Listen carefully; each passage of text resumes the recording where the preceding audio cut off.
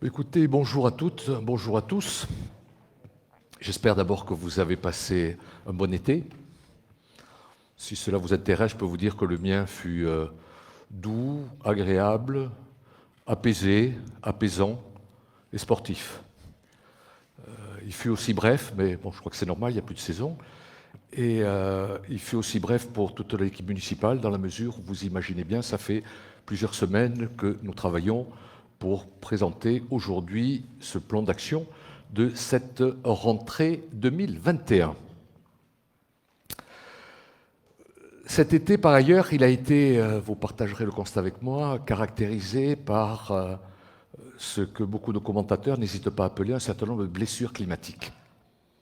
Ça a été un été marqué par des inondations en Belgique et en Allemagne, des inondations meurtrières, des gigantesques incendies en Grèce, tout ça tout près de chez nous, mais aussi par des dômes de chaleur dans le nord-ouest américain, et je passe. C'est un été aussi qui, au-delà de ces blessures climatiques, a été marqué par un certain nombre d'avertissements. Je pense au premier d'entre eux par les avertissements issus du rapport du GIEC qu'on a découvert au début du mois d'août, le 9 août, et au terme duquel il nous a été expressément demandé de décarboner de toute urgence et de manière très radicale nos sociétés et nos économies. Et j'ajouterai, ce n'est pas une option, c'est une obligation. Ce n'est pas aujourd'hui à une, mais bien à trois crises auxquelles il nous faut faire face simultanément. La crise Covid-19, l'érosion de la biodiversité et le dérèglement climatique.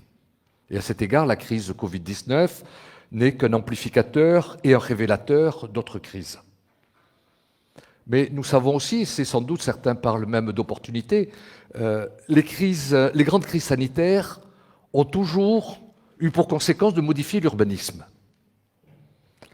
Celle due au Covid-19, en révélant certains maux des espaces urbains, a mis encore davantage, si besoin était, l'urgence à agir. Souvenons-nous de ces expériences à mains égards déroutantes qu'ont été les confinements. Nous avons redécouvert nos rues, nous nous les sommes réappropriées, la faune est revenue, essentiellement les oiseaux, le bruit a reculé, la pollution de l'air aussi. Nous pouvions faire autrement, nous pouvions faire de nos rues des espaces vécus où l'on circule, où l'on court, où l'on joue, où l'on flâne, où l'on se pose, où l'on se parle. Totalement conçus et formatés au XXe siècle pour l'automobile, nos structures urbaines doivent impérativement se réinventer pour donner une place confortable aux mobilités actives et alternatives à la voiture individuelle, mobilité alternative que sont les transports collectifs, les deux roues, et aussi et surtout la marche à pied. La ville marchable n'est pas une ville sans aucune voiture, mais c'est une ville qui n'est plus dessinée pour la seule voiture et par la voiture, et qui privilégie les modes doux de déplacement. Créer des continuités vertes piétonnes est essentiel pour qu'il soit agréable pour nos concitoyens de se promener. Il est essentiel pour nous de reconfigurer l'espace public en introduisant la nature chaque fois que c'est possible. Par sa simple présence, la nature diminue le stress et la fatigue mentale. Notre objectif, quel est-il? Notre objectif, il est de passer d'une végétalisation d'embellissement à une végétalisation pour le bien-être et la santé des citadins, c'est-à-dire améliorer le confort d'habiter en ville, ce que certains même appellent, je cite, un urbanisme de soins. Pour répondre à l'urgence climatique et rendre la ville plus sûre, plus conviviale, plus attractive, nous avons besoin d'apaiser nos déplacements au quotidien. Pas que nous qui le disons, puisque une majorité des habitants le demandent. Et nous avons également d'autres impératifs, notamment un impératif légal qui consiste à diviser par 6 nos émissions de gaz à effet de serre. Divisé par 6. Quel est le constat? Quelle est la situation que nous affrontons à cet égard aujourd'hui? 40% de nos émissions de gaz à effet de serre, ici, proviennent de la mobilité. Et 54% de ces émissions sont issues de la voiture individuelle. 70% des émissions de NO2, c'est-à-dire de dioxyde d'azote, sont issues du secteur des transports. Et nous avons à affronter, ici à Bordeaux et sur la métropole, des dépassements réguliers sur la rocade, sur les boulevards, sur les cours, sur les quais, et aussi sur un certain nombre d'établissements recevant du public sensible. Je pense aux écoles, je pense aux crèches, je pense aux EHPAD.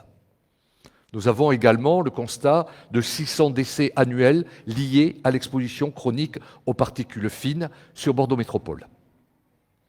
Donc diminuer drastiquement nos émissions polluantes est ainsi non seulement un impératif légal, mais aussi un impératif sanitaire. Faire de Bordeaux une ville apaisée doit être une priorité. Elle l'est en tout cas pour notre majorité municipale. Nous allons donc apaiser tous nos quartiers, y compris, cela est singulier, l'extra-boulevard, et par un partage équitable de l'espace public entre les piétons, les cyclistes et les autres modes alternatifs de déplacement, les transports en commun et les modes motorisés. Notre programme pour une ville apaisée s'inscrit dans notre démarche Bordeaux Grandeur Nature qui vise à rendre plus agréable notre vie quotidienne. Notre objectif est de rééquilibrer, recadrer chacun des modes de déplacement et d'accueillir tous les usagers confortablement, c'est-à-dire les Bordelais, les habitants de la métropole et du département, les touristes qui, nous le savons, sont tour à tour piétons, automobilistes, cyclistes, usagers des transports en commun, skaters, motards et j'en passe. Nous voulons faciliter, sécuriser et fluidifier leurs déplacements. Et pour y parvenir, notre action municipale et métropolitaine va être massive. Je salue d'ailleurs à cette occasion la présence de mon collègue Clément Rossignol-Puech, qui est le vice-président, Clément, voilà, qui est vice-président en charge des mobilités à Bordeaux Métropole. Et nous souhaitons aujourd'hui énergiquement offrir ce plan d'action à tous.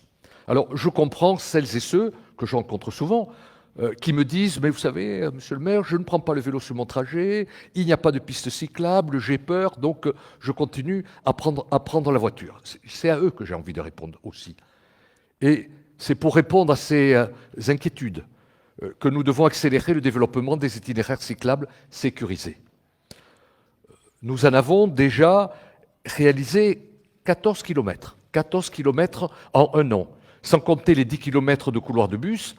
C'est déjà un début, mais il nous faut continuer sans relâche. Nous voulons simplement un partage plus équitable de nos rues, qui sont trop souvent devenues des routes. Certes, nous sommes conscients que beaucoup de nos concitoyens auront toujours besoin de leur voiture pour se déplacer, mais nous nous adressons principalement à ceux qui peuvent s'en passer. Et vis-à-vis d'eux, nous considérons que c'est un impératif civique, sachant que sur la métropole, 30% des déplacements de moins de 2 km se font en voiture. 30% des déplacements de moins de 2 km se font en voiture. Et en centre-ville, un déplacement sur deux fait moins de 2 km. Sachant cela, ça veut dire que nos marges de progression sont évidentes. Et nous devons les encourager. Pour celles et ceux qui n'ont d'autre choix que de se déplacer en voiture, pour qu'ils puissent circuler de manière plus fluide qu'aujourd'hui. Il y aura toujours des automobilistes dans Bordeaux. Certains, c'est aussi, je parlais d'impératif, n'ont pas d'autre choix, mais notre devoir, c'est de faire en sorte que ceux qui n'ont pas le choix puissent circuler de façon plus fluide dans Bordeaux. Bordeaux doit cesser d'être la troisième agglomération la plus embouteillée de France. Et ceux qui ont le choix, je le disais, doivent faire ce geste individuel pour le collectif. C'est-à-dire qu'il nous faut impérativement changer nos habitudes. Je veux offrir à chacune et chacun les moyens de changer ses habitudes de transport pour qu'elles deviennent encore plus vertueuses pour la planète, pour la santé et même souvent pour le porte-monnaie. Et aujourd'hui, c'est un véritable plan d'action que nous vous présentons. Alors, comme d'autres grandes villes de France, je pense par exemple Nantes, comme l'Espagne vient de le décréter pour toutes ces villes, nous allons limiter la vitesse de circulation à 30 km/h, j'entrerai plus dans les détails, sauf naturellement quelques axes qui resteront, quant à eux, limités à 50 km/h, parce que pour nous, le temps est venu d'adopter cette mesure, et sachez que nous y travaillons depuis le début de la mandature. En apaisant les quartiers et en limitant la vitesse, Nous créons des conditions pour que les habitants se déplacent beaucoup plus à pied, à vélo, et qu'ils puissent se rencontrer, faire une pause, aller dans les commerces, admirer notre belle ville, mais aussi jouer, faire du sport. Il s'agit de prendre soin de notre ville et de ses habitants. C'est un enjeu de santé publique et de lien social auquel nous sommes tous attachés, mais c'est aussi, je tiens à le rappeler, un engagement fort de notre programme électoral. Nous étions engagés à faire en sorte qu'on partage mieux l'espace public entre la voiture et les autres modes de déplacement, pour un partage plus équitable et juste, pour que le trafic de transit ne traverse plus les quartiers. Également engagement pour baisser le nombre de voitures qui circulent en ville et baisser ainsi la pollution. Et engagement pour renforcer l'attractivité économique de la ville, avec un développement aussi des nouveaux métiers. On voit se développer progressivement des logistiques à vélo, des artisans à vélo, des professions libérales, type médecin également, qui adoptent le vélo, et bien d'autres professions, les coursiers à vélo, et bien d'autres professions qui ont adopté le vélo qui commencent à adopter le vélo comme mode de locomotion privilégié. Ce que nous voulons privilégier dans notre projet municipal, c'est le bien-être, la sécurité et la santé de nos habitants. Tout au long de son déroulement, le plan que nous vous présentons aujourd'hui, le plan d'action 2020-2026 Ville apaisée, sera discuté avec les habitants. Discussion directe, mais aussi à travers nos conseils de quartier. Ce plan, il se décline autour de 2 grands axes. Premier axe, apaiser les quartiers dans l'ensemble de la ville. Apaiser les quartiers dans l'ensemble de la ville. Deuxième axe, faciliter les mobilités douces et actives. Et il s'inscrit naturellement dans le cadre ou dans le complément du plan de mobilité décliné à l'échelle de la métropole. Donc, premier axe de ce plan d'action, apaiser les quartiers dans tout Bordeaux. Je le disais, la vitesse de circulation va être limitée à 30 km/h, donc, et ce, dès janvier 2022. Dès janvier 2022, dans 89%, on va dire 90% de la ville. Aujourd'hui, je dirais, il y a déjà eu une amorce qui a été faite, puisqu'on est à peu près à 37% de zones où la circulation est limitée à 30 km/h, donc on va passer de 37 à 90%, et progressivement des zones 30 dans tout Bordeaux, en intra- et en extra-boulevard. Je veux rappeler que rouler doucement ne fait pas perdre de temps. Je veux rappeler aussi que la vitesse moyenne de circulation d'une voiture en ville est de 14 km/h. On roule à 14 km/h en ville en moyenne dans Bordeaux. Sachez, pour comparer, qu'à vélo, on roule à 15 km/h. Un sondage IFOP qui a été réalisé à l'initiative de la métropole en février 2021 auprès des habitants de Bordeaux Métropole a testé que 68% des personnes alors testées se disaient favorables à ces 30 km/h. Donc il y a une appétence autour de ce projet. Alors pourquoi faut-il faire baisser la circulation? Pourquoi faut-il faire baisser la vitesse? D'abord, pour baisser le nombre d'accidents graves. Selon les études, on peut arriver de moins 10 à moins 40% d'accidents. Il faut savoir aussi que le risque pour un piéton d'être tué est divisé par 5 entre une collision à 50 km/h et à 30 km/h. Et également, l'autre avantage de cette mesure, on divisé par 2 les nuisances sonores. C'est ce que l'on obtient en différence entre le 50 et le 30 km/h. Mais également, mesure utile pour développer les modes actifs, c'est-à-dire bouger, circuler à pied, à vélo, mais aussi fluidifier la circulation. Car contrairement aux idées reçues, baisser la vitesse, c'est augmenter la fluidité. Et augmenter la fluidité, c'est aussi baisser la pollution. Contrairement, vous m'interrogerez peut-être tout à l'heure autour d'une étude CEREMA faite en laboratoire qui a l'air de dire l'inverse. Non, les études in concreto sur le terrain, et nous le vérifierons, croyez-moi, sur Bordeaux, baisser la circulation à 30 km/h fait baisser la pollution, tout simplement, parce que c'est ce que prouve d'ailleurs l'étude CEREMA que j'évoque par anticipation. Ce qui augmente la pollution, notamment dans les études faites en laboratoire, ce sont les accélérations et les ralentissements. Ça, effectivement, ça augmente la pollution. Et également, ce qui augmente la pollution, ce sont les bouchons. Or, précisément, le but, et c'est les premiers résultats d'expérience que l'on peut avoir dans notre ville, les zones 30, on assiste à quoi? Au fait qu'on fluidifie la circulation. Fluidifier, ça veut dire qu'il y a moins de bouchons, et fluidifier, ça veut dire qu'il y a moins de à-coups, il y a moins d'accélération, moins de freinage, et de fait, cela limite la pollution de l'air. Cela s'ajoute aussi au fait que la métropole supprime les carrefours à feu très régulièrement sur Bordeaux, à notre demande, ce qui permet aux automobilistes de gagner souvent du temps sur leur parcours. Et diminuer aussi la vitesse, c'est diminuer le trafic automobile et le nombre de voitures en circulation. Ça a été aussi une expérience faite dans les villes qui ont adopté le 30 km/h, donc on diminue la circulation, et en diminuant la circulation aussi, de fait, faut-il le préciser, on diminue la pollution.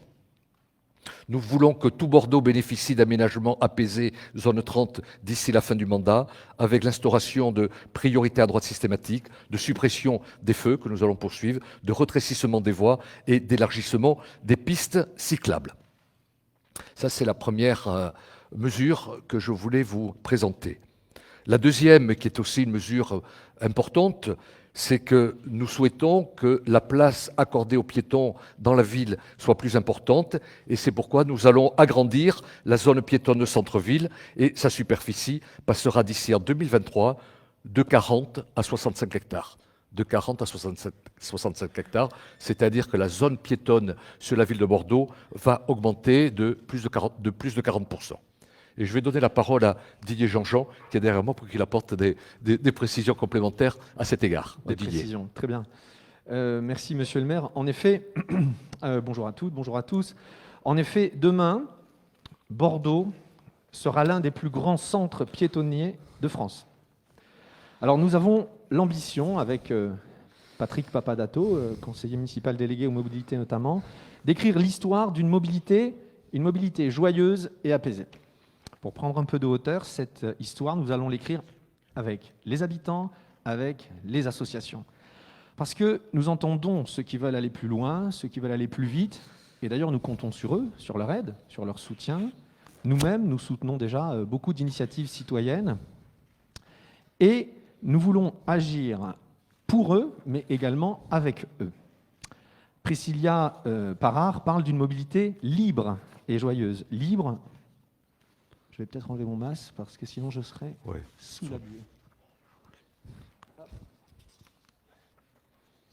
Voilà. Donc je disais que Priscilla Parard parle d'une mobilité libre et joyeuse. Libre parce qu'en tant que piéton, cycliste, vous êtes libre de choisir votre moyen de déplacement, vous êtes libre de partir quand vous voulez, vous êtes maître de votre temps. Et grâce aux mesures que monsieur le maire vient de présenter et celles qui arrivent, nous avons l'ambition de donner aux habitants de Bordeaux et de la métropole un sentiment de sécurité où la loi du plus fort n'existera plus, où vous serez libre de marcher, de vous promener, de jouer, d'être accompagné de votre animal dans les rues de Bordeaux pour recréer le lien social autour de la nature, autour des places, autour des espaces publics. Alors, d'une manière plus pragmatique, oui, Bordeaux, demain, possédera l'espace piétonnier le plus grand de France. Alors très concrètement, pourquoi ? Vous l'avez déjà entendu, pour favoriser la vie économique du centre-ville, les commerces, la culture, les cinémas, les salles de spectacle, pour se promener, je le disais, dans le calme, dans la sécurité, pour éviter surtout le trafic de transit. Nous devons apaiser les quartiers du trafic passant pour avoir des quartiers moins pollués, que ce soit la pollution atmosphérique ou la pollution sonore. Concernant le stationnement, évidemment, les voitures auront accès aux 3 parkings du centre-ville, Péberlan, Victor Hugo et Camille Julien. Concernant le stationnement des 2 roues motorisées, nous allons installer à l'extérieur du secteur piéton des zones de stationnement dédiées aux 2 roues motorisées, parce que les 2 roues motorisées n'ont pas vocation à entrer dans le secteur piétonnier. Concernant maintenant les professionnels, nous avons convenu avec eux, nous les avons reçus, et nous avons convenu avec eux d'une application plus stricte, plus rigoureuse des règles de livraison dans ce secteur. Nous avons décidé avec eux de dédier des espaces fonciers à une logistique urbaine plus douce afin de concilier livraison et environnement. finalement de faire de la logistique urbaine un levier d'attractivité de la ville et surtout un levier d'emploi local. Voilà, monsieur le maire, en ce qui concerne la zone piétonne du centre-ville. Merci Didier. À cet égard, je vous invite aussi à regarder les cartes que l'on diffuse et qui sont dans le dossier de presse que l'on vous a remis. Vous avez une carte qui est très bien, sur laquelle figurent les quartiers à 30 km/h. Donc vous voyez ce qui existe et quels sont nos projets. Vous avez également là-dessus le secteur piéton borné existant et le secteur borné projeté. Donc je pense que la carte est très explicite là-dessus. Vous avez également une carte, et c'est celle-ci qui est très bien, sur laquelle figure la baisse de circulation. Vous voyez les grands axes, quand je vous dis que c'est 90% de la voirie, on a gardé quand même quelques itinéraires prioritaires, c'est-à-dire un certain nombre de pénétrantes. Et je veux que vous sachiez aussi que ces itinéraires, ça a été la dentelle, on l'a fait quartier par quartier, adjoints de quartier, je les remercie d'ailleurs, mes adjoints de quartier qui se sont beaucoup impliqués pour faire en sorte que la majorité des voies soit limitée 30 km/h et que nous conservions tout de même 10% à peu près de la voirie qui reste dédiée à un certain nombre de pénétrantes. Donc je pense que la carte que vous avez là me paraît particulièrement éloquente.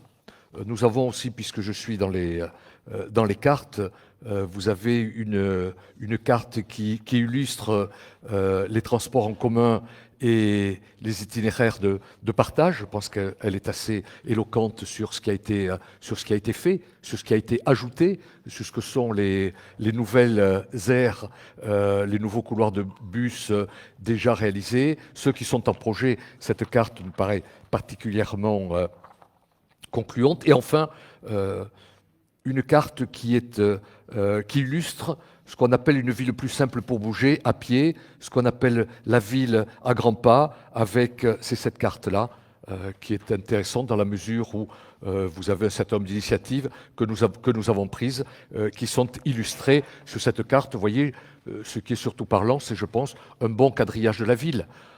Il aurait été facile de se concentrer sur l'hypercentre, dire nous on s'intéresse surtout à l'hypercentre, on rend l'hypercentre piétonnier, on fait les zones 30 dans l'hypercentre, etc.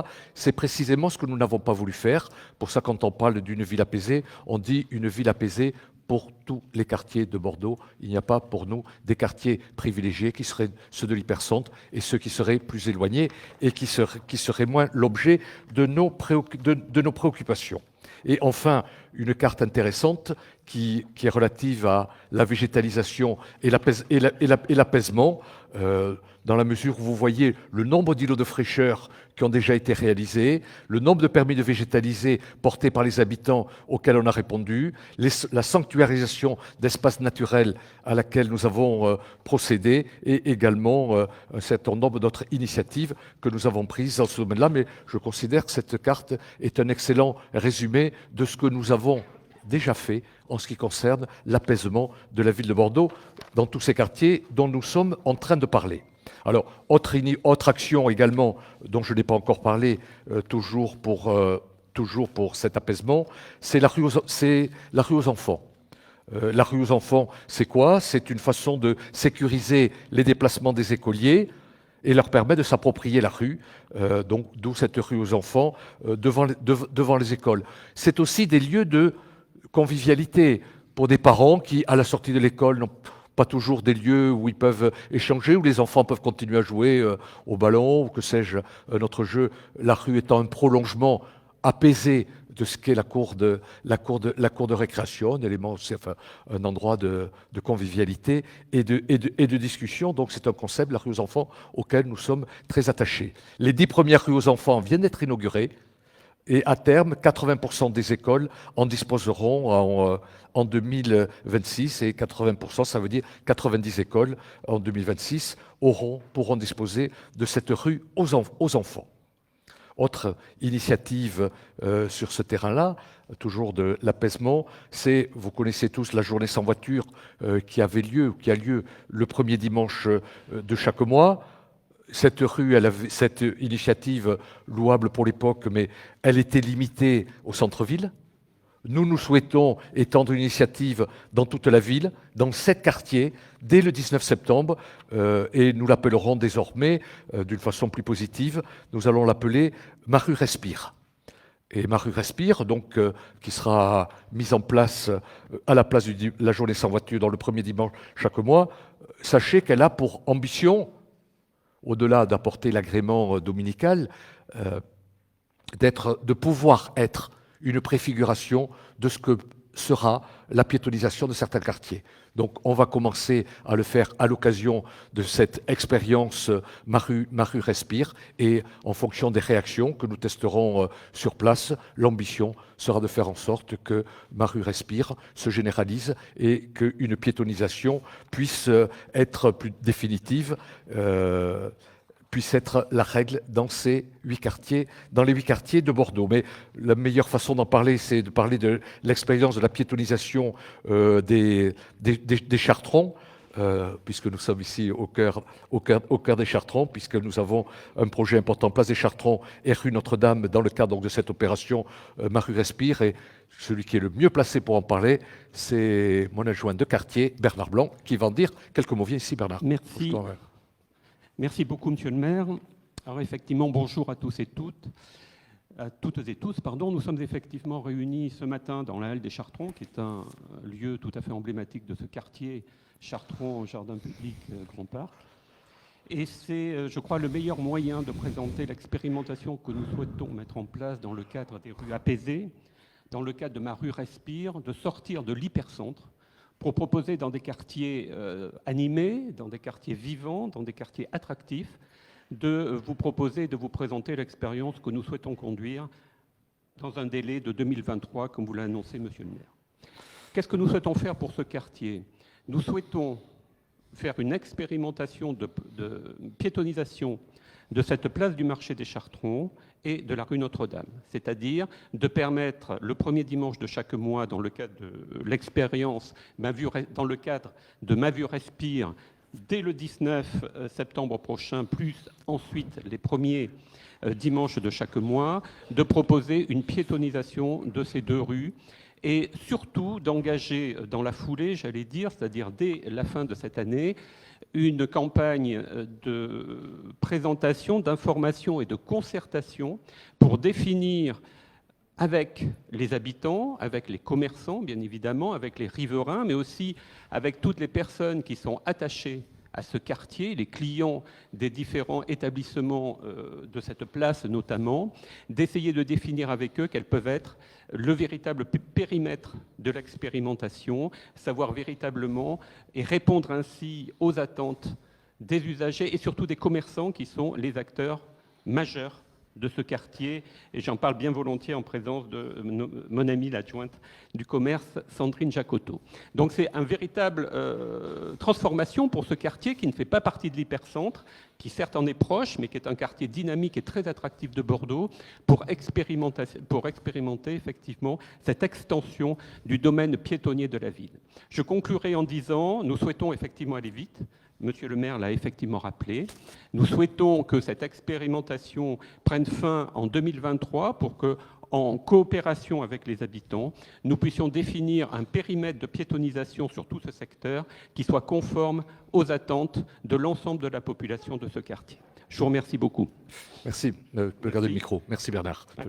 Merci Bernard. Donc après l'apaisement de tous les quartiers de Bordeaux, le deuxième thème de notre plan d'action consiste à faciliter les mobilités douces et actives. Vous l'avez compris, en apaisant nos quartiers, l'objectif est de pouvoir mieux profiter de nos rues, de nos places et de rendre plus faciles les déplacements à vélo, à pied, en transport en commun pour ceux qui le peuvent.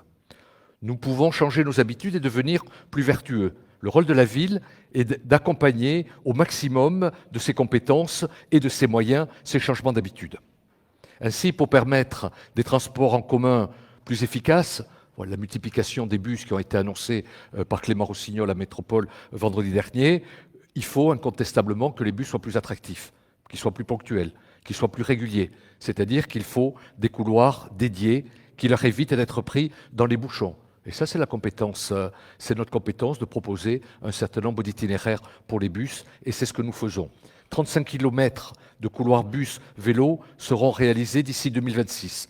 Et sur ces 35 km, 10 ont déjà été faits en 1 an. C'est ce que nous avons fait à Bordeaux Métropole, par exemple, sur 80% des boulevards, avec, il faut bien l'avouer, des résultats positifs. Des résultats positifs, alors que n'a-t-on entendu quand on l'a fait ? Quoi, limiter la place de la voiture sur les boulevards, prendre la moitié de la voirie pour faire du passage, de transport collectif et du vélo, on nous a dit, vous êtes fous. Moi, je peux vous dire, je vous épargnerai la lecture de certains mails que j'ai reçus. On nous dit, mais c'est un axe routier, c'est un axe autoroutier. Pourquoi commencez-vous par le plus difficile? Pourquoi ne choisissez-vous pas des rues calmes dans lesquelles on peut faire facilement des pistes cyclables où on peut faire passer les bus? Mais précisément parce qu'on a voulu commencer par le plus difficile. Et on pensait que c'était très significatif de commencer cette opération de réserver la place qu'il mérite au transport collectif et au vélo sur des artères emblématiques, sur des artères très routières. Et c'est ce que nous avons fait. Et nous en sommes, je peux vous dire, tout à fait satisfaits, dans la mesure où les retours que nous avons sont tout à fait positifs. Nous avons doublé le nombre de cyclistes par 2. Parce que les gens nous disaient, vous verrez, il n'y aura pas un chat sur voie de bus. Le nombre de cyclistes a été multiplié par 2. Le temps de parcours de la ligne de bus numéro 9 a été très sérieusement diminué. La vue même des usagers, ils disent qu'on a gagné un temps inouï. Je crois que c'est Bernard Blanc qui est un usager qui m'en parlait, qui m'annonçait des temps, tu l'as fait à différentes heures de la journée, un gain de temps sur la liane numéro 9 qui est considérable. Rajout de bus également sur cette liane dans la mesure où elle connaît un succès et dans la mesure où les bus circulent plus vite, il y a plus de place pour de nouveaux matériels. Le trafic voiture a d'ores et déjà baissé de moins 10 à moins 15% par rapport au reste de la métropole, et aussi moins 28% de pollution au dioxyde d'azote au 1er septembre 2021, vous voyez que c'est récent, moins 28% de pollution au dioxyde d'azote par rapport au premier semestre 2019, et bien sûr, de façon globale, beaucoup moins de pollution qu'ailleurs dans la métropole. Donc, et puis un indice de satisfaction, j'allais oublier de le dire, quand on interroge les habitants par voie de sondage, ça a été fait par l'intermédiaire de l'IFOP, c'est 78% des réponses qui sont positives par rapport à cet aménagement. Donc je le redis, au moment où nous l'avons fait, nous n'avons pas été encouragés par tout le monde. Mais bon, je ne regrette certainement pas d'avoir commencé par cette difficulté, vu les résultats. Également, autre opération, ce que nous appelons la ville à grands pas, ou qu'on appelait la ville marchable, enfin, en tout cas, ce qui consiste à favoriser la marche dans Bordeaux. Il faut savoir qu'à Bordeaux, la majeure partie des quartiers se situent à moins de 4 km de Péberlan.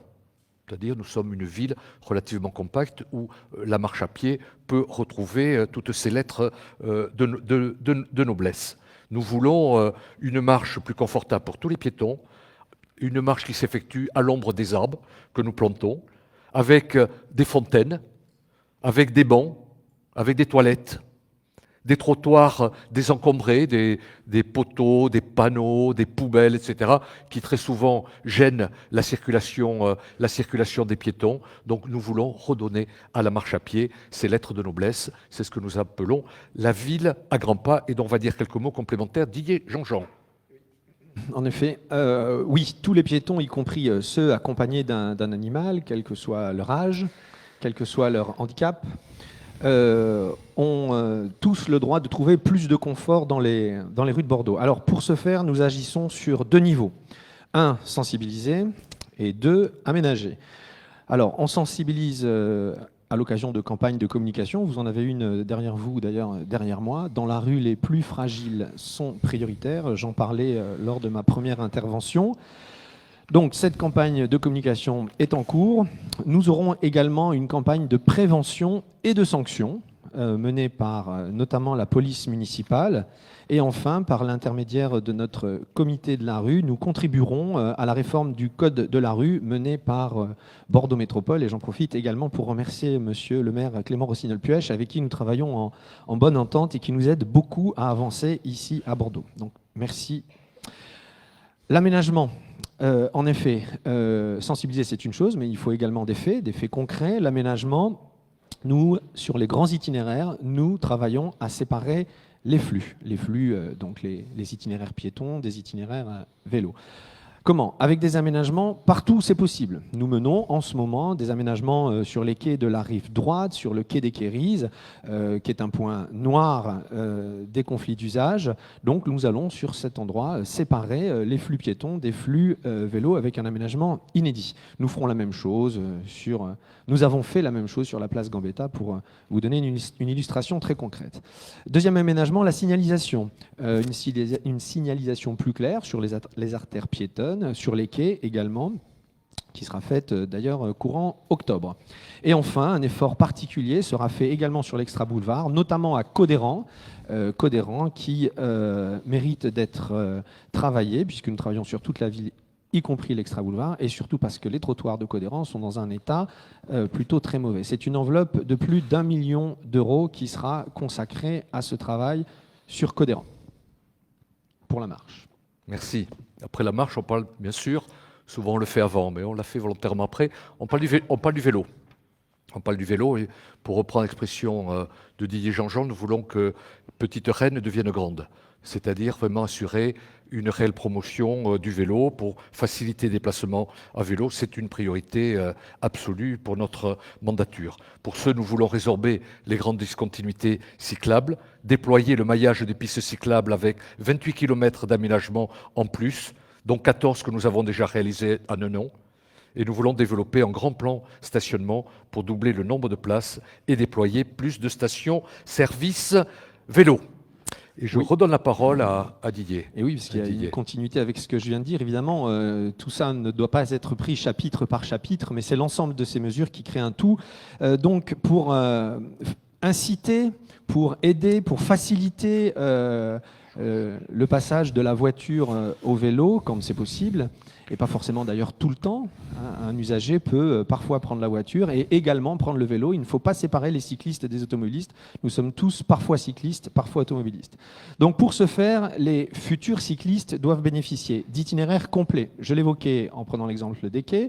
Nous travaillons à faire un itinéraire complet qui irait de l'Arena jusqu'au pont Chaban-Delmas sur la rive droite. Nous avons déjà mis en œuvre des itinéraires complets qui partent des boulevards et qui vont jusqu'aux cours, afin de permettre de lever les discontinuités cyclables. Les futurs cyclistes doivent bénéficier d'une voirie en bon état, confortable, mais également de pistes larges, protégées et donc sécurisées. C'est ce que nous appelons des pistes en site propre. Alors, le travail fait sur l'aire piétonne de l'hypercentre, le travail fait sur les zones piétonnes autour des écoles, sur les zones piétonnes un dimanche par mois en mode test dans les 8 quartiers de Bordeaux. Le travail que nous avons fait sur les cours que nous avons mis à sens unique, tout ce travail répond à ces impératifs que d'ailleurs nous réclament les habitants pour laisser leur voiture et pouvoir prendre leur vélo, mais également pour leur permettre de souffrir de moins de pollution dans leur quartier. D'ailleurs, Mathieu Azoir a présenté il y a peu un programme qui consiste à inscrire l'apprentissage du vélo dans les écoles. C'est pour nous une question de santé publique, ni plus ni moins. Merci Didier. Autre sujet, l'encadrement du free floating. Pour parler anglo-saxon, mais c'est-à-dire des véhicules en libre service, des vélos électriques, trottinettes électriques, etc., où on assiste quand même à un développement qui peut s'avérer actuellement plutôt anarchique. Donc nous voulons l'encadrer. Pour ça, nous allons commencer par multiplier le nombre de parkings, de stationnements pour ces engins, pour qu'ils cessent d'encombrer nos trottoirs. Actuellement, il y a à peu près 100 aires de stationnement. Nous allons passer à 300 zones de stationnement, dont dévolues au free floating. Et quand je dis zone de stationnement, j'ai envie d'ajouter zone de stationnement obligatoire. Donc à partir du moment où nous mettrons à disposition des aires de stationnement, il est exclu que l'on continue à tolérer que ces engins continuent à joncher et encombrer nos trottoirs et nos places. Nous allons veiller également à limiter le nombre d'opérateurs et tout faire pour que leur pratique soit mieux encadrée qu'elle ne l'est actuellement. Afin de libérer la voirie aussi, on va multiplier par 4 les places d'autopartage, dont le nombre n'avait pas augmenté depuis des années. Nous considérons l'autopartage est une vraie alternative à la possession de la voiture individuelle, donc nous souhaitons vraiment favoriser. Nous allons aussi développer le stationnement payant tout en proposant des tarifs plus attractifs dans les parkings publics. Et là, je redonne aussi la parole pour plus de détails à Didier Jean-Jean. Oui, en effet. Je vais me permettre de vous présenter la méthode que nous employons et également les mesures d'accompagnement, parce que c'est important de réfléchir toujours en alternative à tout ce que nous vous proposons. Alors, la méthode. Nous avons d'abord consulté les associations compétentes reçues par Monsieur le maire, et puis nous avons travaillé à plusieurs reprises cet été. Nous consultons maintenant les habitants. L'enquête est d'ailleurs en cours. Alors comment nous consultons? Nous fonctionnons par sous-secteur parce que chaque secteur possède sa spécificité et nous ne défendons pas une règle unique qui serait applicable partout dans Bordeaux. Donc ces sous-secteurs sont consultés à l'aide d'une enquête écrite envoyée par courrier postal et nous avons missionné une entreprise extérieure à la mairie afin de garantir l'objectivité parfaite de ce travail d'enquête. Donc voilà sur la méthode. Les mesures d'accompagnement. Alors d'abord sur les gratuités, évidemment, nous poursuivons le dispositif Pass 52, qui, je le rappelle, permet de bénéficier d'une gratuité un jour par semaine. Par exemple, pour être très concret, si vous utilisez 2 voitures dans votre foyer, la première voiture est couverte par votre abonnement et ce Pass 52 permet de couvrir le stationnement pour votre jour de repos. Ce dispositif peut également être utilisé pour un artisan qui vient travailler chez vous, pour pouvoir stationner gratuitement, mais il peut être également utilisé pour votre famille qui vous rend visite, toutefois dans la limite d'un jour par semaine, bien entendu. Alors maintenant, sur les gratuités, une mesure inédite, vous allez entendre ce mot quelques fois puisque nous avons là encore beaucoup travaillé, même s'il reste encore beaucoup de travail. Nous allons mettre en œuvre des zones dédiées au commerce de proximité, notamment sur les barrières. Sur ces zones qui seront dans un secteur payant, nous pourrons stationner 1 heure gratuitement. Ça fonctionnera à l'aide d'un rodateur. Évidemment, donc, vous aurez compris que ces zones seront situées devant les commerces. C'est pour ça que j'évoque les barrières. Sur les tarifs aménagés, là encore, c'est inédit. Nous travaillons à la mise en place d'une tarification sociale et une tarification environnementale du stationnement. Et pour cette mesure que je vais annoncer là, c'est acquis. C'est la mise en œuvre d'une tarification professionnelle. C'était déjà le cas, mais ce que nous amenons, c'est une tarification professionnelle pour tous les professionnels qui viennent travailler à Bordeaux. Enfin, là encore, c'est inédit, sur les alternatives, cette fois, nous allons créer des parkings relais en cohésion avec le travail que fait Bordeaux Métropole, autour de Bordeaux et même à Bordeaux, notamment, je pense, au parking relais Galin. Et nous avons abouti nos négociations avec Medpark. J'en profite pour remercier le directeur qui, là aussi, nous accompagne et me permet de vous annoncer des choses qui n'existaient pas jusqu'alors. Nous allons, par exemple, faire profiter aux Bordelais d'un abonnement à moins de 50% pour la 2e voiture. C'est-à-dire que vous pourrez stationner en ouvrage si vous présentez un abonnement résident pour un coût divisé par 2. En ouvrage, hein. Donc voiture sécurisée, voiture protégée des intempéries. Un abonnement spécial pour le parking de Mériadeck sera mis en œuvre. Un abonnement au coût de 20 € par mois. Donc les gens qui n'utilisent pas leur voiture tous les jours, mais qui ont quand même une 2e voiture, pourront aller la stationner au parking de Mériadeck pour 20 € par mois. C'est-à-dire qu'on est quasiment au même prix qu'un abonnement sur voirie, sauf que votre voiture est protégée des intempéries et qu'elle est sécurisée. Ce système, on l'a un petit peu testé sur l'esplanade des Quinconces pendant le confinement, et on a vu que les gens étaient prêts à faire pas mal de kilomètres pour aller poser leur voiture pendant une semaine et puis ensuite prendre le tram, prendre leur vélo pour rentrer chez eux. 2 autres exemples, un abonnement week-end qui va être élargi du vendredi midi au lundi midi et un forfait nuit dans certains parkings pour les quartiers qui ont des problèmes de stationnement la nuit. Voilà. Merci. Merci Didier. J'aborde maintenant notre sujet, à savoir la ZFE, la zone de faible émission. Sachez que depuis le début de la mandature, nous travaillons sur cette obligation. Nous avons, Bordeaux, vous le savez, n'a pas été visé dans les premières villes et métropoles qui ont donné lieu à une sanction de la part de la justice européenne. Donc nous n'étions pas jusqu'à présent dans le collimateur, mais nous avons à répondre à une obligation légale qui fait que nous devons doter la ville d'une ZFE d'ici le décembre 2014, on va dire début 2015. 2024, pardon, début 24, c'est-à-dire décembre 2024, c'est-à-dire début 2025. Donc, nous ne sommes pas en retard. Dès le départ, au niveau de la méthode, nous avons souhaité travailler à l'échelon métropolitain. Pourquoi ? Nous n'en avions pas encore l'obligation, mais nous considérions que la zone qui devait donner lieu à une ZFE, elle doit couvrir la moitié de l'agglomération, donc Bordeaux n'était pas à même de pouvoir le faire seul. En plus, nous savions que parmi les exigences, il faut faire en sorte que cette zone soit continue à un seul bloc. Donc ça implique que plusieurs mairies assurent une certaine continuité, qu'elle soit lisible pour l'usager, qu'elle soit suffisamment étendue pour obtenir des résultats significatifs. Donc un certain nombre de contraintes qui nous ont incités à nous dire qu'il fallait commencer à réfléchir à l'échelon métropolitain, et c'est ce que nous avons aussitôt fait. La nouveauté, si vous voulez, c'est que la loi climat-résilience de cet été a rendu obligatoire cette compétence métropolitaine pour les ZFE, ce qui n'était pas le cas jusqu'à présent. Donc, nous avons anticipé sur les obligations nouvelles de la loi climat-résilience de cet été, et nous sommes actuellement en train de poursuivre cette réflexion métropolitaine. Nous, notre souhait, depuis le départ, c'est de faire en sorte, c'est pour ça que nous avions besoin de discuter avec les autres maires de la métropole, de mettre en ZFE tout l'intrarocade.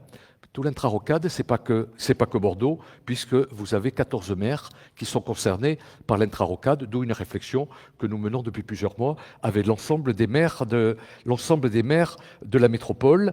Et c'est ainsi que nous avons eu des réunions avec les maires de Mérignac, Bouscat, Talence, Bègles, Pessac, Bruges, Lormont, qui sont partisans de la ZFE.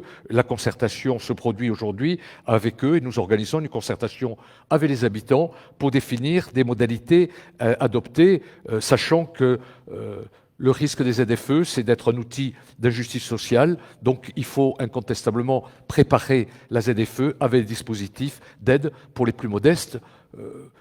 L'avantage peut-être d'avoir attendu la loi climat-résilience de cet été, c'est que vous savez désormais, il y a des aides supplémentaires, notamment des prêts à taux zéro qui sont donnés pour les habitants des zones et les voisins pour pouvoir effectivement changer de véhicule, changer la motorisation de leur véhicule. Donc des avantages nouveaux. Le calendrier, quel est-il ? Mi-2022 devront être pris des arrêtés relatifs à la création de la ZFE pour mise en vigueur fin 2022 par Bordeaux Métropole. Voilà le calendrier. Voilà, nous sommes donc parfaitement alignés avec Bordeaux Métropole sur ce dossier. Et j'ajoute que la ZFE faisait partie des accords de gouvernance que nous avions passés avec la métropole au début de cette mandature.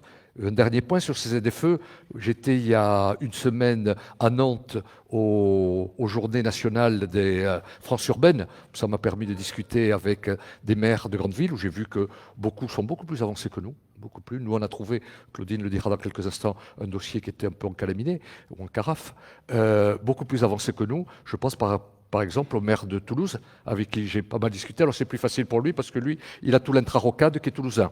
Mais lui, il est très avancé sur la ZFE. Au contraire, il est maintenant un peu bridé par le caractère métropolitain qu'il doit donner à sa ZFE. Donc il a entamé aussitôt, dès qu'il a connu le contenu de la loi climat-résilience, des discussions avec les autres maires de la métropole toulousaine, mais je note qu'il était nettement plus avancé que nous, donc ça m'a permis de discuter avec lui et d'échanger aussi un certain nombre de bonnes recettes qu'il m'a confiées pour la réussite de cette future ZFE. Je donne la parole à Claudine Michet, donc, qui est vice-présidente de la métropole et qui est aussi chargée donc, de la mise en place de cette ZFE métropolitaine. Merci, monsieur le maire. Vous avez déjà dit beaucoup de choses. Pour introduire la ZFE, je voudrais quand même rappeler les enjeux sanitaires, parce que c'est quand même de là que part notre volonté de mettre en place cette ZFE, et idéalement, bien sûr, avant que la loi nous y oblige. Sur la métropole de Bordeaux, la pollution de l'air, c'est 600 morts estimés par an, et c'est un coût annuel de 300 millions d'euros par an des frais de santé générés par la pollution de l'air. Donc le maire l'a rappelé en introduction de ses propos, la pollution de l'air, c'est lié à 70% pour les émissions de dioxyde d'azote au transport, et les transports sont aussi responsables pour un tiers des émissions de particules fines et très fines.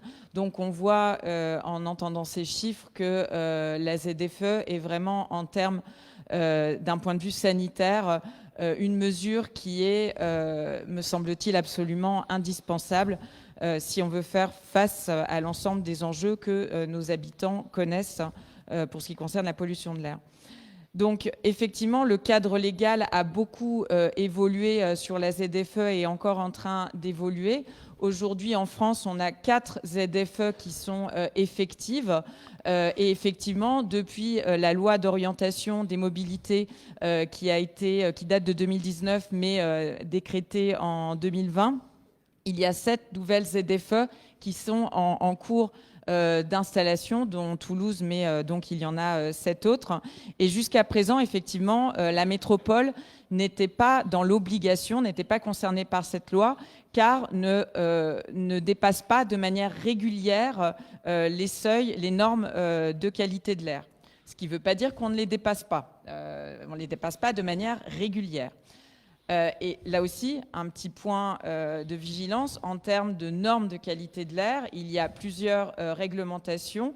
Il y a bien sûr la réglementation française qui s'applique à nous, mais on a aussi les normes de l'OMS qui sont plus contraignantes. Et quand on regarde notre exposition par rapport à ces normes de l'OMS, on voit que finalement, on a quand même un certain nombre de zones qui sont assez régulièrement en dépassement et dont un certain nombre d'établissements qui accueillent des publics dits sensibles, donc des enfants, des personnes âgées, des personnes malades. Et ça, c'est une réalité sur notre métropole. On a plus d'un tiers de ces établissements qui, en termes d'émissions de particules fines, dépassent les seuils de l'OMS. Donc, on n'a pas été dans l'obligation de le faire. Pourtant, on aurait pu le faire. Et d'ailleurs, on avait une vraie opportunité de le faire en 2016, puisque la ville de Bordeaux, la métropole, a été lauréate des villes respirables en 5 ans d'un appel à projet de l'ADEME qui a eu lieu en 2016. Donc en 2016, il y a eu du coup toute une démarche qui a été engagée, uniquement sur la ville de Bordeaux, car à l'époque, c'était la seule commune qui souhaitait s'engager dans ce dispositif. Et à compter de ce moment-là, un certain nombre d'études techniques ont été engagées sur Bordeaux en 2017, et ainsi qu'un jury citoyen qui a été mis en place pour travailler sur le sujet. Néanmoins, malheureusement, le maire de Bordeaux, à l'époque, a souhaité interrompre ces études en raison du contexte local, mécontentement des habitants et des commerçants autour des projets de déploiement du stationnement payant et de l'expérimentation pour la réservation du pont de Pierre.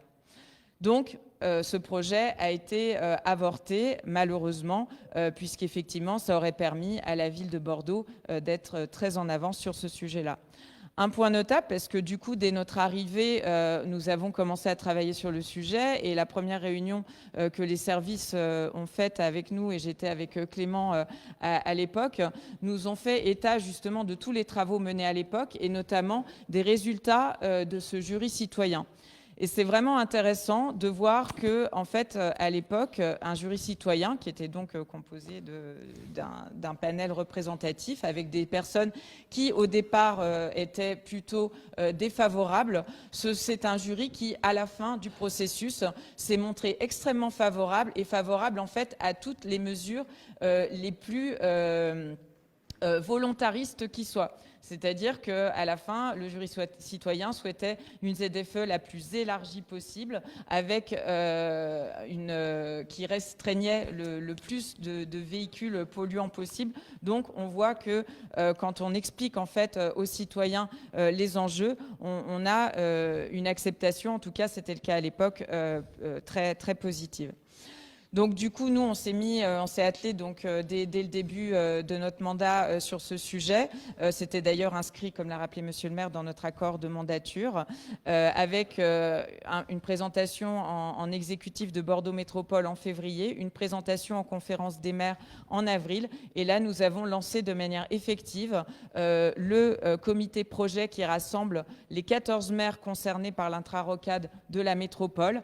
Et donc, nous travaillons dans le cadre d'un calendrier avec une méthode qui est partagée, avec détermination et vraiment dans un objectif de concertation, puisque l'enjeu de la réussite d'une ZFE, c'est la concertation. Concertation avec l'ensemble des maires concernés, ça va de soi.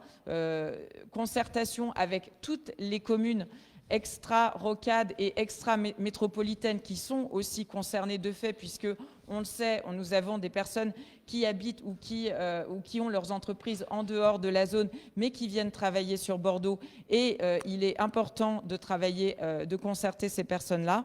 Concertation, bien sûr, avec l'ensemble des citoyens et des groupes usagers concernés.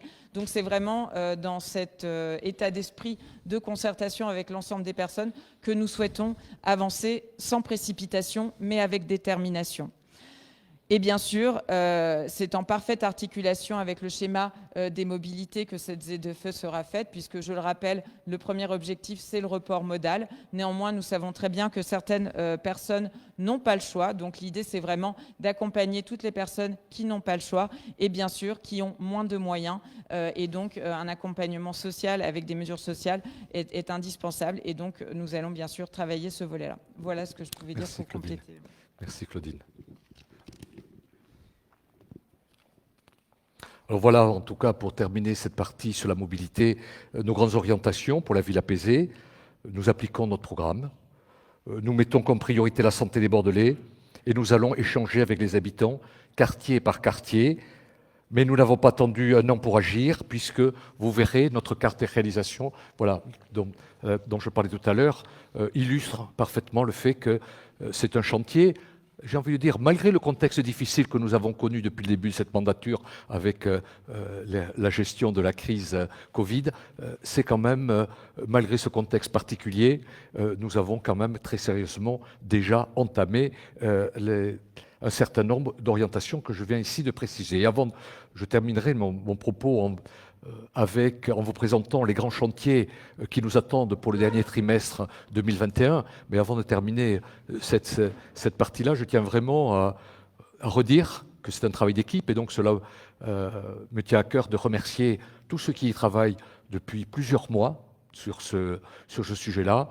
Bien sûr, les adjoints thématiques ne sont pas tous intervenus, ça aurait été trop long, mais beaucoup d'adjoints sont très impliqués. Les adjoints de quartier, naturellement, pour décliner ces orientations dans leur périphérie, mais également les services, mais aussi les membres du cabinet.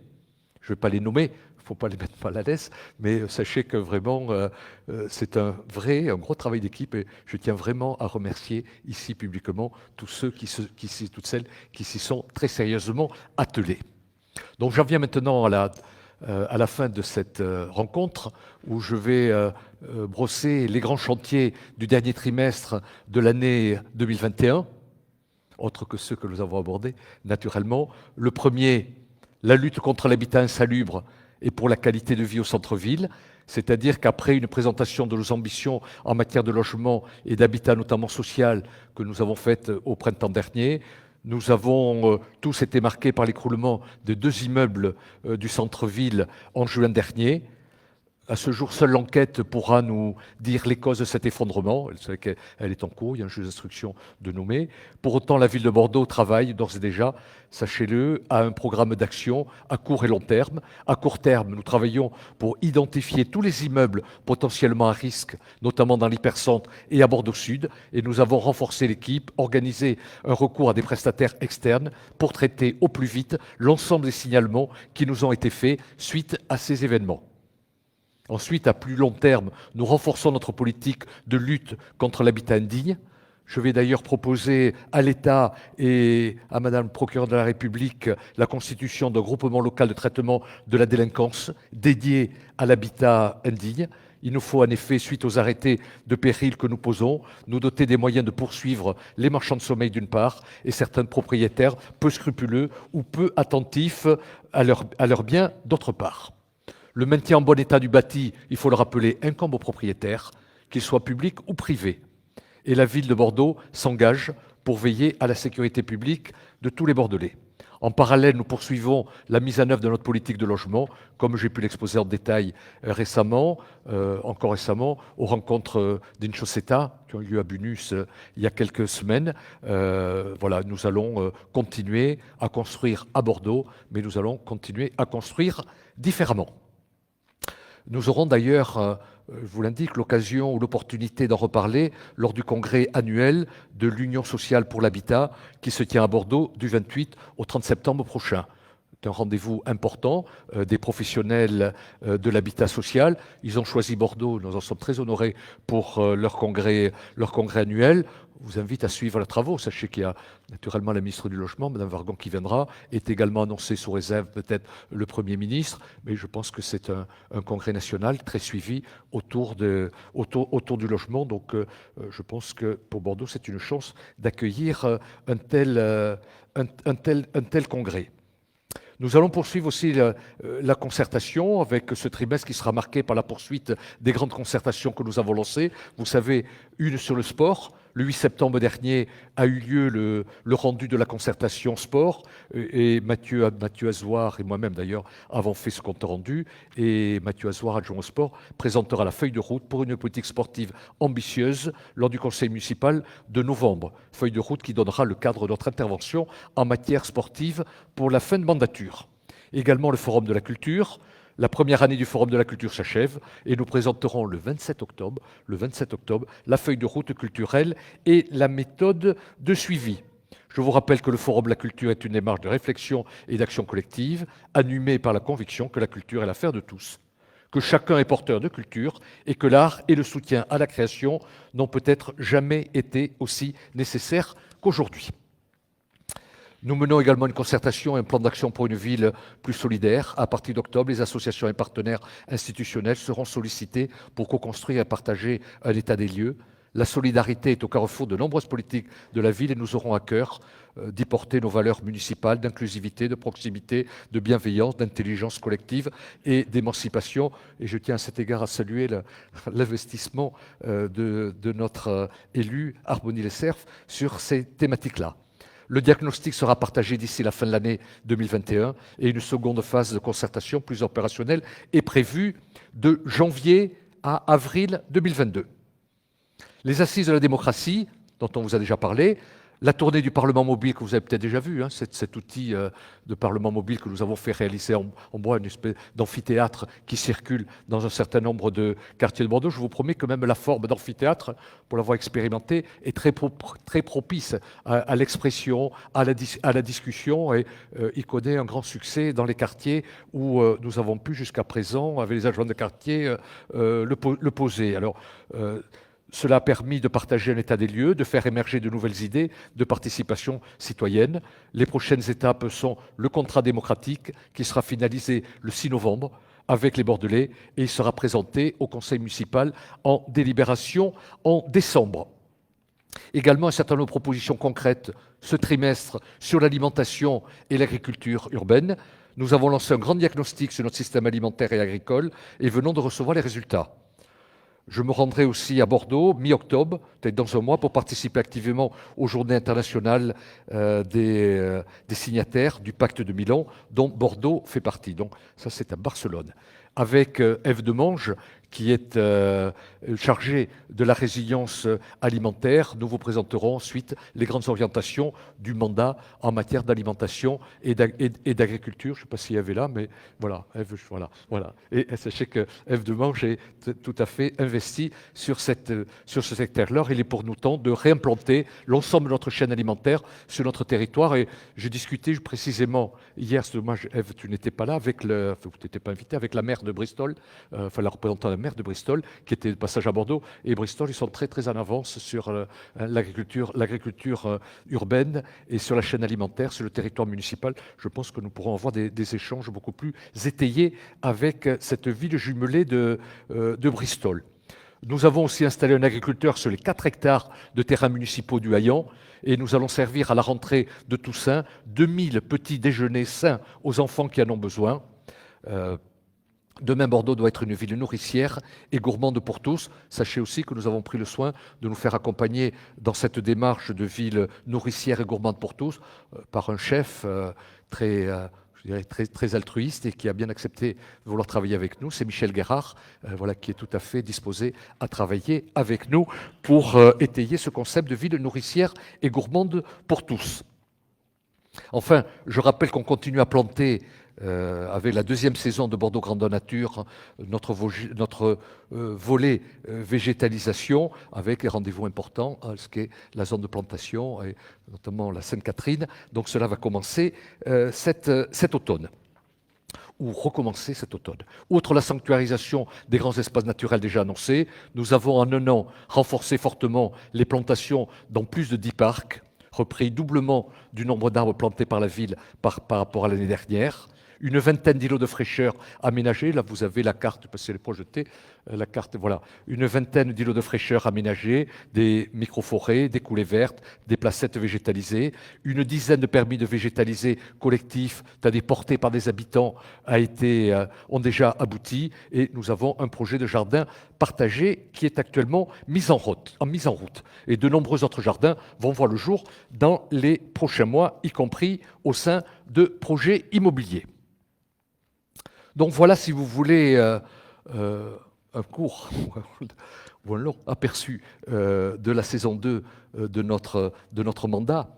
Avec le plan que nous avons présenté, c'est une ville apaisée, surtout ouverte à toutes et à tous, que nous souhaitons modeler. Une ville dans laquelle habitants, métropolitains ou touristes auront plaisir à déambuler, à se rencontrer. Vous l'aurez compris, c'est une année riche en événements qui nous attend, et riche en changements, en améliorations pour les Bordelais, et pas seulement. Et c'est avec eux que nous voulons faire de Bordeaux une ville libre, verte et ouverte, pour reprendre le thème du débat auquel m'avait invité à participer il y a quelques semaines le MEDEF à Paris. Cela correspond vraiment à nos objectifs, donc d'une ville libre, verte et ouverte. Et parce que ces changements ne sont pas une option, mais une obligation, nous voulons qu'ils ne soient pas seulement acceptés, mais qu'ils soient promus et portés par les Bordelais eux-mêmes. Si nous avons choisi pour terme Bordeaux Grandeur Nature, c'est aussi parce que nous sommes convaincus qu'il faut désormais faire les choses en grand. Alors, nos choix, je terminerai là-dessus, nos choix sont-ils à la hauteur de la crise que nous traversons ? Écoutez, c'est la question que je me pose tous les matins. Pas par hasard, mais c'est la question que je me pose tous les matins. Et cette simple question m'impose de ne jamais baisser mon seuil d'exigence face à l'urgence du combat que nous devons mener. Et nos ambitions sont fortes pour Bordeaux, vous l'avez compris. J'emprunterai mon mot de conclusion, lui donnant une dimension, je ne sais pas si c'est gaulliste ou gaulienne, mais donc j'emprunterai mon mot de conclusion, vous serez peut-être surpris, au général de Gaulle, en le citant. Je terminerai là-dessus. Il disait « N'ayez pas d'ambition modeste, ce sont les plus difficiles à satisfaire ». Je vous remercie.